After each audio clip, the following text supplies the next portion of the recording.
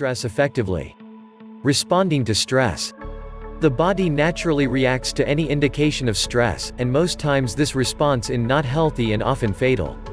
When the body is challenged by any condition that it considers being under stress, it will kick in the natural responses that would require it to sort out the problem as quickly as possible in order to normalize the overall conditions. The basics. In the quest to normalize the body, many of the various systems will pit itself against each other. This most often will cause even further damage both mentally and physically. The initial ways the body responds to the mounting stress levels is through very visible conditions, one of which is skin inflammation or irritation.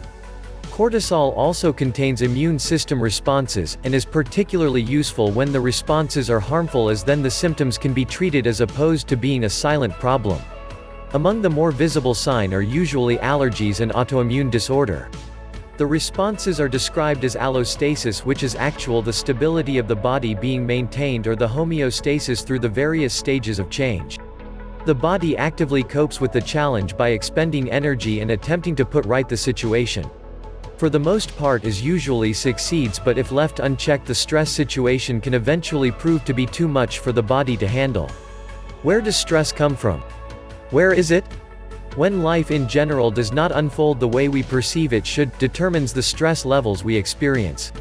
The element that needs to be controlled is becoming too attached to the acceptance that this disturbs the usual pattern in the daily life cycle, and that any changes in the current cycle are not so easily accommodated. Therefore, conditioning the mind to cope and overcome the circumstances that are perceived to contribute to the stress will then allow the individual to better help both body and mind to avoid any unnecessary conditions. Stressful thinking leads to stressful feeling is the most simplistic way of putting the condition into some perspective. Most studies tend to show this conclusively. And it does seem to be true that on some unconscious level, the extent of the stress felt is connected to the circumstances experienced. We can actually cause stress to be a condition within the body as our worries, fears and anxiety level are elevated by mental perceptions. Negativity in the mind is closely connected to the onset of stress, and most individuals somehow have the ability to convince the mind of things that have actually not unfolded. Not will it be possible to be so.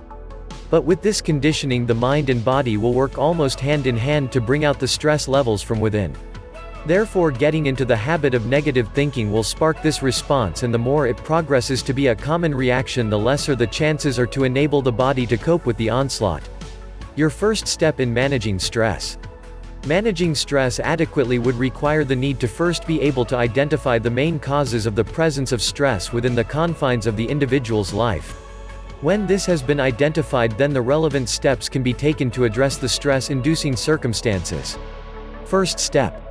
Some of the more common signs of stress are nervousness, withdrawal, constant tiredness, frequent headaches, increased use of alcohol, smoking and other unhealthy habits, an unexpected loss or increase in the diet intake or body weight, restless sleep and irrational emotional outbursts and behavior patterns. There are all indications of an individual suffering from high level of stress. In recent times, the stress levels of most people have been so alarming, that more often than not, hospitalization has to be recommended, where complete rest and medication is prescribed to normalize the body systems. Research has also been able to show that life expectancies have reduced drastically due to the presence of stress. Therefore, the idea behind managing the stress is all about gaining control over the stress, which should be to identify and address the possible causes of the stress, and then work towards ways to overcome it effectively. Once the symptoms can be identified and linked to stress condition, then the proper approach can be matched to the symptoms to improve the situation. This would require the individual to have a clear plan drawn up, which would be based of combating the stress occurrences with very practical and proven methods. These methods may include the use of a proper diet, exercise or the actual physical change of environment. Being able to focus on a holistic view of the situation that causes the stress rather than one particular action that triggers it, will help the individual better understand and seek ways to avoid or improve on the circumstances that spark the onset of stress. Thanks for watching.